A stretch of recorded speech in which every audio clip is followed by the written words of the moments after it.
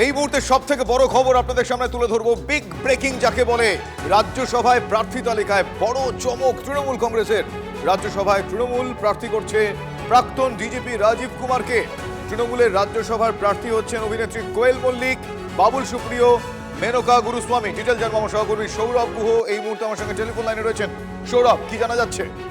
শুভজিৎ, আর কোনো জল্পনা কল্পনার অবকাশ নেই। একেবারে ঘোষণা করে দিল তৃণমূল কংগ্রেস, এবং তৃণমূল কংগ্রেস কিছুক্ষণ আগেই কিন্তু টুইট বার্তার মাধ্যমে ঘোষণা করলো খুবই তাৎপর্যপূর্ণ যে প্রাক্তন পুলিশ কর্তা রাজীব কুমার তিনি কিন্তু তৃণমূল কংগ্রেসের সাংসদ হচ্ছেন রাজ্যসভায়। তাকে মনোনয়ন দিয়েছে তৃণমূল কংগ্রেস দল। অন্যদিকে আমরা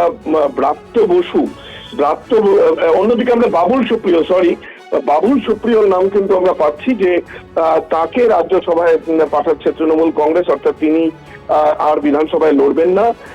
এবং অন্যদিকে খুবই গুরুত্বপূর্ণ নাম কোয়েল মল্লিক। আমরা কিছুদিন আগে দেখেছিলাম যে অভিষেক বন্দ্যোপাধ্যায় গিয়েছিলেন রঞ্জিত মল্লিকের সঙ্গে দেখা করতে, এবং কোয়েল মল্লিকের এই যে রাজ্যসভার সাংসদ হিসেবে তৃণমূল কংগ্রেস ঘোষণা করলো, এটা অত্যন্ত তাৎপর্যপূর্ণ। টালিগঞ্জ ফিল্ম ইন্ডাস্ট্রির তরফ থেকেও কিন্তু এটা খুব তাৎপর্যপূর্ণ, তার কারণ তিনি এবং তার স্বামী অত্যন্ত গুরুত্বপূর্ণ প্রযোজনা সংস্থার সঙ্গে রয়েছেন। সেই জায়গা থেকে এটাও কিন্তু একটা বড় বার্তা টালিগঞ্জ ফিল্ম ইন্ডাস্ট্রির বিভিন্ন সমীকরণের জায়গা থেকে। এবং মেনকা গুরুস্বামী এই নামটিও কিন্তু রয়েছে, অর্থাৎ যাবতীয় জল্পনার অবসান। বাবুল সুপ্রিয় বিধানসভায় লড়ছেন না, তাকে রাজ্যসভায় পাঠানো হচ্ছে। রাজীব কুমার অত্যন্ত আস্থাভাজন পুলিশ কর্তা মুখ্যমন্ত্রী, তাকে তৃণমূল কংগ্রেস এবার রাজ্যসভায় পাঠাচ্ছে তৃণমূল কংগ্রেসের প্রার্থী হিসেবে। অন্য জায়গা থেকে কোয়েল মল্লিক, অত্যন্ত গুরুত্বপূর্ণ নাম, অভিনেত্রী এবং গুরুত্বপূর্ণ প্রযোজক সংস্থার প্রতিনিধি, সেই জায়গা থেকে দাঁড়িয়ে তার এই সাংসদ হিসেবে মনোনয়ন পাওয়া, সেটাও কিন্তু তাৎপর্যপূর্ণ। একবারে সৌরভ, তুমি আমার সঙ্গে থাকো। আমি আরো একবার দর্শকদের এই মুহূর্তে সব থেকে বড় খবর জানাবো। রাজ্যসভায় প্রার্থী তালিকায় বড় চমক তৃণমূল কংগ্রেসের। আপনাদের জানিয়ে রাখি, রাজ্যসভায় তৃণমূল কংগ্রেস তার তরফ থেকে প্রার্থী করা হচ্ছে প্রাক্তন ডিজিপি রাজীব কুমারকে। তৃণমূলের রাজ্যসভার প্রার্থী হচ্ছেন অভিনেত্রী কোয়েল মল্লিক, বাবুল সুপ্রিয়, মেনকা গুরুস্বামী। অল ইন্ডিয়া তৃণমূল কংগ্রেসের যে এক্স হ্যান্ডেল পোস্ট, সেখানে প্রথম প্যারাগ্রাফটি আপনাদের আমি পড়ে শোনাচ্ছি।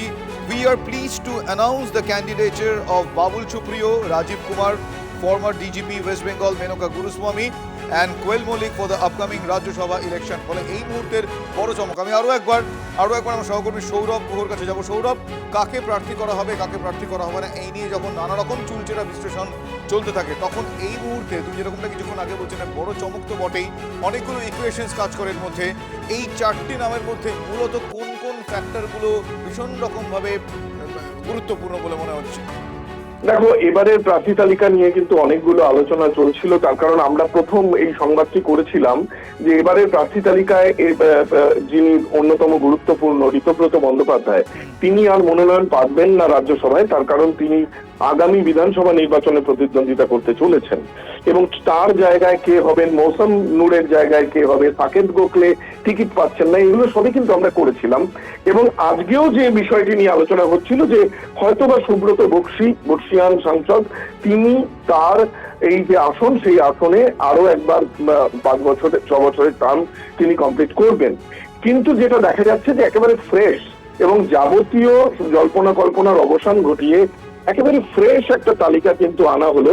বাবুল সুপ্রিয়র নামটি নিয়ে একটা আলোচনা যে চলেনি তা নয়, আলোচনা চলেছিল বিভিন্ন মহলে, কিন্তু একেবারে রাজীব কুমার এটা একটা বড় চমক।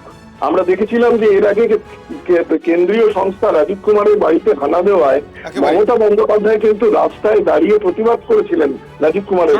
সৌরভ, সেক্ষেত্রে আরো একটা বিষয় কি সংশয় দূর করা যায়, এই যে মেনকা গুরুস্বামী, তিনি বোধহয় ওই ইডি মামলায় গভর্নমেন্টের অ্যাডভোকেট ছিলেন। হ্যাঁ, অত্যন্ত গুরুত্বপূর্ণ নাম মেনকা গুরুস্বামী, এটাও খুব গুরুত্বপূর্ণ নাম। এবং পাশাপাশি কোয়েল মল্লিক, এই যে টালিগঞ্জ ফিল্ম ইন্ডাস্ট্রি নিয়ে এবং বিভিন্ন সময়ে যে প্রযোজকরা নির্দিষ্ট তৃণমূল কংগ্রেসের কিছু নেতাদের বিরুদ্ধে অভিযোগ করেন, সেখানে কি কোনো সমীকরণ বদলের বার্তা দিলেন কোয়েল মল্লিককে সাংসদ করে? এই প্রশ্নটাও কিন্তু নিশ্চিতভাবে উঠে আসবে। একদমই সৌরভ, অনেক ধন্যবাদ।